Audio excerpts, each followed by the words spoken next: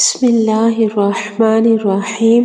السلام علیکم ورحمۃ اللہ وبرکاتہ۔ حضرت ابو سعید خدری رضی اللہ تعالیٰ عنہ سے روایت ہے کہ نبی صلی اللہ علیہ وسلم نے فرمایا، جب کوئی مسلمان کوئی ایسی دعا کرتا ہے جس میں گناہ اور قطع رحمی نہ ہو تو اللہ اس وجہ سے 3 چیزوں میں سے کوئی ایک اسے عطا فرما دیتا ہے۔ یا تو اس کی دعا فوراً قبول فرما لیتا ہے، یا اسے اس کے لیے آخرت میں ذخیرہ کر لیتا ہے، یا پھر اس کی مثل تکلیف اس سے دور فرما دیتا ہے۔ صحابہ نے عرض کیا، تب تو ہم زیادہ دعائیں کریں گے؟ آپ صلی اللہ علیہ وسلم نے فرمایا، اللہ دعائیں قبول کرنے میں بہت زیادہ ہے۔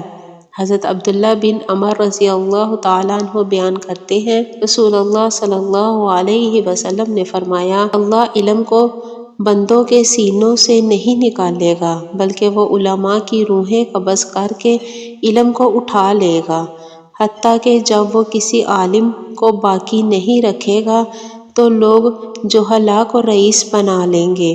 جب ان سے مسئلہ دریافت کیا جائے گا تو وہ علم کے بغیر فتویٰ دیں گے، وہ خود گمراہ ہوں گے اور دوسروں کو گمراہ کریں گے۔